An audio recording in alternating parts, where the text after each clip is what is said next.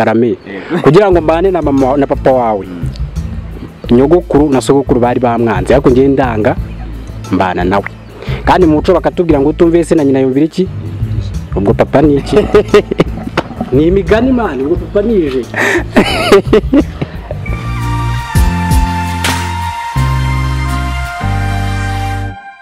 Yes, mbahaye ikaze cyane kuri Ret Network TV, nizera ko mumeze neza cyane. Nshimira abantu mwese mwakoze subscribe, nshimira abantu tubana umunsi ku munsi, abantu muduhereza ibitekerezo aho ngaho muri comment, muri abantu b'ingenzi cyane. Murabona kuri kamera zacu ndi kumwe n'umusore w'icyamamare, umusore umeze neza cyane, muramuzi mu bikorwa byinshi bitandukanye.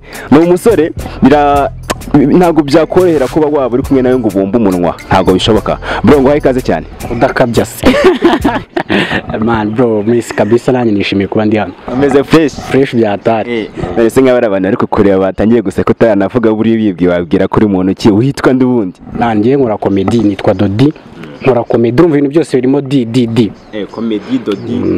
Ariko mane ku kibunda abantu batubeshya, umuco nyarwanda buri uratubeshya byatari. Nawe uzana ibibazo byinshi. Ni gute umuco nyarwanda ushobora kubwira ngo Imana y'u Rwanda igataye u Rwanda, ukajya kumva ku macu y'amavubi bayishyize 9 n'igice. Gute bakina Imana itari mu gihugu amavubi yatsindwa, ukajya kumva ngo Imana y'u Rwanda igataye u Rwanda, ukumva abantu ngo bagiye gusezerana ku murenge ngo sayi neza amanywa, imbere y'Imana sayi neza amanywa. Iyo Mana bagiye gusezerana imbere yayo ni iyi, bagiye basezerana saa 5 z'ijoro. Safi yakora divorce Dodimbarira. None se ibyo bintu bitekereje gute? Wabitekerejeho gute? Ariko mani ibintu undi biba bisanzwe, ni ibintu uba wumva nawe. Nazo ibintu ntago bibyibaza. Nyine ni ako ni umugani, ndakeka ni insigamigani. Ni umugani kandi umugani ugana kariho. Wowe so ubyumva. Utekereza ko kumanywa mu Rwanda nta Mana ibihari? Nta Mana, si wabyivugira ngo Imana y'u Rwanda igataye u Rwanda. Ariko abizera Bibiliya bavuga ko Imana ibera hose icyarimwe. Noneho ikintu kimbabaza, mama yigeze kuntera restaurant aranyicaza arambwira ati Dodi mwana wanjye ni Karame kugira ngo mbane na mama na papa wawe nyogokuru na sogokuru bari bamwanze ariko ngiye ndanga mbana nawe kandi muco bakatubwira ngo utumve se na nyina yumvira iki ubwo papa ni iki ni imigani mani ubwo papa nije ari imigani nyarwanda yacanganye byatari. Bivuze ngo yanze kumvira se na nyina yumvira ijeri. Ubwo papa yabaye ijeri. Ariko ubwo nawe yaragututse, ubwo nawe uri umwana w'ijeri. None sinabigenzane. Dodi. Yes, muramuzi cyane rero muri comedy nyinshi zitandukanye, muramuzi muri Seka Live.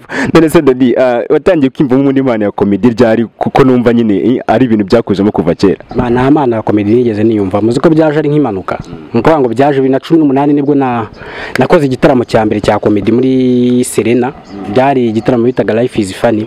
Ariko icyo gitaramo nyine byabaye nk'impanuka, ari ukuntu abantu bajya stage gutya nyine mu bintu bya comedians nyine ukagenda ukerekana Imana babyita nka rihaso.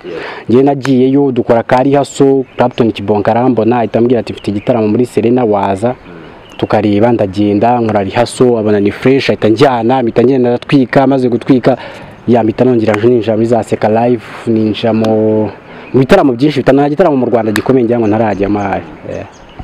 Ubutangiye gutyo. None se nyine reka tuvuge ejo bundi mufite igitaramo cya Seka Live cyangwa se muri kugitegura, iyo uri kwicara utegura ati stage yanjye ndi gutegura stage nyine ya show, ubigenza ute? Uricara ugafata bike ugashaka mutwe ikintu gisekeje, utekereza wenda ibintu wageze kubona nyuma, wenda ibintu wabonye ni ibintu bikuzamo gutyo gusa ukumva ga story karaje, ubigenza gute ngo ubone story uzatera abantu? Ubundi ngiye nkora brags zimeze nka imagination. Urumva ukimagine ukavuga uti ibaza kino kintu kibaye, nanjye ndabanza ngafata umwanya nkibaza ibaza kino kintu kibaye. Ikindi cya kabiri kandi nkunda kureba nyine ibintu biriho nkajyana nabyo. No kuvuga ngo turi mu gihe cya corona. None ikintu kimbabaza muri cyo gihe cya corona dufite kutumva kwinshi byatari. Urabibona ko dufite kutumva, barakubwira ngo kwambara agapfukamunwa wapi, barakubwira ngo kwinjira mu kabari wapi, gusinda nyine nta kumva nta guhari. Wowe ribaza bino bintu nk'ubwo wese ashe gutwara abagaragu muri cyo gihe cya corona byaba ari ibibazo. Nukuvuga ngo kutumva dufite no mwijoro twakujyanayo tugakubita pa mwijoro tukaba tugezeyo bagata dukubita mu kato k'iki k'ibyumweru 2. Ese ngije rero corona nose mwijoro apfa kwinjirayo gutyo cyenyege naho rega nabo baratinya badukubita mu kato k'ibyumweru 2. Kandi wibuke ko umunsi umwe ku Mana ari imyaka 1000 kuri twe, bivuze ngo twamara imyaka 14 mu kato tugakubita pa tugeze ku mwaka 13 habura umwaka umwe gusa. tukumva ngo ndimba tatorotse akato bamufatiye mu giti cy'amaperi Galileya bakadusubiza mu kandi kato si kwa ko tumva tukongera tugakubita pa tukajya kuva tukuva ngo Ama-G The Black bamufasha atorotse akato ajya gukora frigo z'umwami Herode ako kato twazakavamo twagira ngo tukavuyemo kondisiyo zo mu isi no mu ijuru zikaza nta muntu wemerewe gutanga umugati ku muntu udafite divayi ikindi kandi nta muntu wemerewe kurenza saa yine z'ijoro akiri hanze twajya kumva tukumva ngo Shadibu na Bruce Melody babafatiye muri anniversaire kwa Lazaro y'imyaka 2000 amaze azutse nyuma y'ibyumweru bitukumva ngo Goliath yanduye corona Goliath yahuye na Nzovu na Zakayo ijuru ryose twaryanduza corona ariko nyine ntago twahamye ko mu ijoro azahuye corona byange bikunda ariko ubu ngubu ugiye ntago bakwizera bibwira ko wapfa kwegerana na Maria Magdalena w'Kenyeje Dodi une yamatsiko iyo story uvuze n'ukuntu atanye vanga Imana handi ngo Imana y'u Rwanda igataye u Rwanda wise bintera amatsiko Dodi urasenga ndasenga byatari Imana Gatolika sure ubu ngo amasakramentu yose warayahawe wahawe ngahe arindwi Dodi wimbesha nasaba amasakramentu angahe amasakramentu angahe Okay, nta kibazo mbwira arindwi wahawe. Sha nari mbeshye. Garuwe. Wahawe angahe? Nayo nzi. Nta n'isakramento nimwe wahawe. Ariko mu Katolika. Bikize. Yego. Hanyuma Dodi rero mu bikorwa bya comedy bitandukanye ugenda ukora ayo stand up comedy mfite amakuru ko muri gutegwa no indi Sekalive ngizaza ari igikoko waye tubwira iki noneho Sekalive irahari nyine ariko nta bintu byinshi bifite byo kubivugaho gusa irahari bayitege nabwo tuzaza mu interview no tuze kubasobanurira watubwenda kuntu weze guhura na Clapton tubwira kuntu uzamuka muri mwuga wa comedy none ndashaka utubwire kuntu waje guhura n'umugabo Arthur ndakeka ari we nyiri Sekalive mwaje guhura gute nyine twayateguye Sekalive twese turayitabira nk'abantu bari basanzwe bakora comedy arantoranya ahita amashance ndakora none se tuna hari uburyo bubiri bwa comedy hari abantu bakora iyi stand up hari n'abantu bakora kuno dukoranye n'ama video bisanzwe bakagira bakentertaining abantu wowe wibona cyane wibona mu ihe sector manje nkunda ibintu bya stand up byatari nkunda stand up byatari ariko kubera kuntu ziboneka gake gashoboka nkunda kwikorera by'ama sketch nyine nanone nkajya mu ma video filme gutya ariko ubundi stand up ni ibintu byanjye none se kanwazi Nyakso wamuzi umubona gute ku ruhando rwa cinema Nyakso ni umuhanga byatari Nyakso bana twigeze kujya dukorana ibintu bya stand up comedy ni umuhanga impamvu mbikwaje nuko abantu bamuzi wenda bakunda kuba kari umuntu ucecetse nagira nkubaze ubona ari umuntu waha stage agatwika cyangwa tumurekere muri video gusa yatwika ni umuhanga yatwika hanyuma se ubundi wowe utangira kwimvamo iyo mpano ya cinema ya comedy cyangwa se uvuga ati ibintu nabigerageza nkabikora ninde muntu wakwinspiraga ninde muntu wajya gufatira nk'ikitegererezo waguteraga courage ni ubusanzwe nkunda umuntu witwa Arthur ngakunda n'umuntu witwa Clapton Kibonke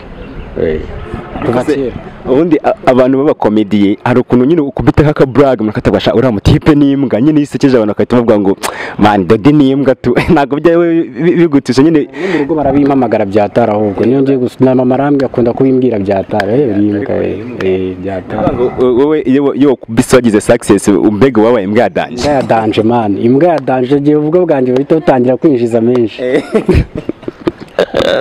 ngo mbega ukora iyo uri kwandika story ukora story zakugira imbwa tuharanira kubimbwa byatara ariko yego hanyuma uretse comedy se nta bindi bikorwa bya cinema bindi bitandukanye ugenda ugaragaramo kandi ndi muri filme nyinshi byatanye nagaragara muri filme nubwo hari izindi ziri imbere zigiye kuza mukwiye kwitega byatare ziryoshye inkingi y'igihuru none ikintu gito ntari nakubwiye ubundi ngiye nakoraga comedy kugira ninjire mu bintu bya filme no mama bita Speransia wa Mont Antoine turamuzi ngira ngo ni niwe muntu wanyinjije mu bintu bya filme rero kuko yakundaga kuza mu bintu by'ibitaramo bya comedy akunda ibintu nyine bya entertainment araza ndapona kuri stage turi gukora gutyo ndamubwira ngenda gufana n'umusanzwe kandi kuko ndamufana kuva kera niga na secondaire nari umufana we byatari ndamubwira mama ngenda gukunda ndagufana ndashaka ko ibintu byanjye mbikura muri comedy gusa nkinjira no muri cinema ambwira ati nta kibazo nzagufasha ampereza inzira njya mu mafilme amwe namwe kugeza atangiye noneho iye yari yarazitangiye kera ariko ubu ngubu iye nibwo nyine mbonye chance zo kuba nayigaragaramo. Ubikomeje avuga ati filime inkingi y'igihuru ngiye kuyigaragaramo, urongeye kumuzaho uti umumama witwa Antoinette ni wanyije muri sinema, kandi dufite n'amakuru nuko iyo filime ari projet bwite. Hari aho byari bihuriye no mu mubano mwamufitanye, akaba ari impamvu yagushyize muri iyo filime ye, cyangwa nuko n'ubundi yakubonyemo ya mpano? Ngaragara nk'umusore mbona gute ubundi we ntabwo nyemera baraho kuba tuziranye wapi man yabonaga ubuhanga bwanjye ko numwe mu bafana nanjye ngira mbizi neza kamfana kandi nanjye ndamufana urumva none mbona filime mbona story y'iyo filime bira nyine hari ukuntu yasaga nkaho yabyibagiwemo gake cyangwa sinzi ko yakutawundi yakumwita cyangwa kutabonana cyane ariko ngiye nagiye kuri YouTube ndeba inkingi y'igihuru nibonye namubwira mama ndamuhamagara na mama twavuganye gute ngo mu office ngo naribagiwe mbabarira iyi filime ngomba kugaragaramo arambye ati nanjye nateganya mfite roho ntekerezo undi muntu wayigaragaramo birahuriranye man ira filime nanjye uko ari ibintu rero bikarenga umufana none gereka kubwiza ukuri ntago ari ibintu byo gukabya narebye filime ndavana dore filime ndasigaye ubundi nta nubwo nshobora kuryozwa n'igihe mfata ibice nabonye nkabisubiramo inkingi y'igihuru ariko bro nuko kwimana ari ibintu ubundi ya filime ntayigaragayemo nanjye nabibabara nawe watangiye kuyifana kandi ari projet urimo yego ariko se kamubaze abantu bo komediye akenshi mu buzima busanzwe muri abantu ahantu muri harangwa no guseka mbabarira umbwiza ukuri nk'iyo uri kumwe n'umukunzi wawe biba byifashe gute dusangize nk'iyo muto ndamugira nushaka kumenya ukuri uzabaze Marina ngo ufite umukunzi mani Marina niwe ex wanjye yes Iswari nkuru ngira ngo ndadimaye makuru neza ayo makuru ndayashaka andi mu gahinda uri kungara mu bintu by'abakunzi n'umutima utarasubirana Marina Deborah tuzi cyangwa nundi Deborah man uko byagenze bite nyine byarahagaze man Dodi nago nzi nimba ari za komedi zawe wenda kubana bari kurura mu ishusho nakuna agire munsi nkaho koko ari ibintu byanyabyo Dodi bishobora kuba ari byo cyangwa se n'indi joke ujye kudukubita ya danje ahubwo ntago ari brag man ni na mwarakundanye muratandukana nakundanye ryari 2017 nabwo meruka umukunzi mutandukana ryari 2017 n'ubundi ntagiye man mwamaranye amezi angahe 6 byari mu kwa kabiri ku itariki 17 dutandukana mu kwa karindwi ku itariki 2 aya makuru ntago nari nyazi Dodi ndajya gushaka Marina aya makuru ayambwire neza hanyuma se mwapfuye iki gasha uraza mu mabanga y'abakundana babyiyorere bande Okay, reka tubyemere ko ibyo kandi nyine unihangane kuko nimba byarabayeho bibaho hanyuma komeje kubaza wenda nko kuba muri ahantu mutari guseka byagushobokera nyine ku buryo mwo kicara ahantu kamara n'abantu iminota 10 muri kuganira stories zisanzwe mudashyizemo za brag zanyu yewe ubundi nkunda ikintu cyitwa gusererezanya nkunda n'ibintu by'ibiganiro cyane yongiza amahirwe ninjira muri society n'ubundi irimo ibyo bintu ukunda gusererezanya mu buryo bwa brag byatari ku buryo ninjiye muri society itarimo ibyo bintu byamvuna kandi urabona abantu tubana bose nese nkuriya mu cameraman wagize ikintu muserereza cameraman arasa na Bushari cameraman wacu ajyana Bushari kandi bari ikintu utazi none se nka Bushari buriya cameraman wacu ni nka Bushari kandi bari ikintu utazi uzi ikibazo gihari buri ikipe y'igihugu naje gusanga nayo ikennye mvuze kuri Bushari mitamvyibuka ikipe y'igihugu irakennye byatari tekeza ikipe y'igihugu yitwa Amavubi n'abana bakitwa Amavubi icy'abagore menya yitwa nk'Amavubi kazingira ngo simbizi urumva mita nibaza mu muco nyarwanda ko bava kwivubi rito ryitwa Bushari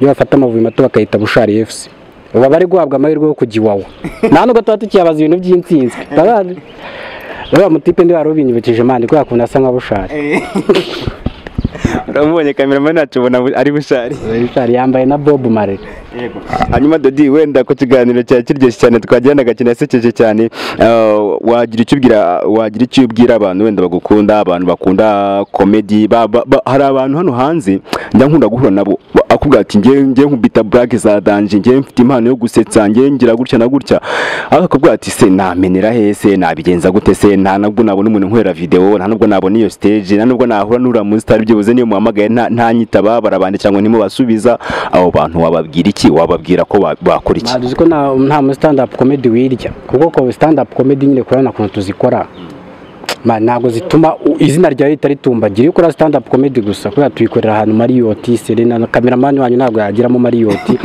dukorera ahantu nka za convention center, umunyamakuru yikumbaza narahagera, urumva nyine naho urumva yego bituma rero amazina yacu adatumbagira cyane ku rwego ku buryo ushobora kwirya ku muntu. Ariko nanone niba ufite impano ukaba ufite ubuhanga, hari amari hasi menshi ajya aba, hari ahantu henshi abantu bahurira, yashobora kunyandikira kuri Instagram nitwa Dodi Wacu, turaganira nkamubwira ni nanjye rero bimeze gutya na gutya, kushaka gucana bikagenda gutya na gutya. Ikindi bino umuntu ushaka kunkurikirana ni Dodi Wacu kuri Instagram, mfite YouTube channel yitwa I Open As Rwanda, bareba inkingi y'igihuru. Aho ubundi asigaye ibintu tugiye kubakorera sondi we nk'umfana. Dodi rero Dodi uyu munsi ntabwo nshaka ko ndwaza imbavu. Dodi ndagushimiye ku mwanya waduhaye, gushimiye ku kiganiro kitari gito cyari kinashimishije twagiranye. Dodi ndagushimiye, nta byinshi ushaka kuvuga, utangara muri mundi yo guseka. Reka nkore cyo komeza inde gawe. Urakoze byataye. Sawa sawa, urakoze. Yes, namwe ndabashimiye rero mwese mwakurikiye ikiganiro. Nimba ari uguseka byagizeho ingaruka, mumbabarire cyane. Ikintu mbasaba, kanda subscribe kugira ngo ibane natwe umunsi ku munsi.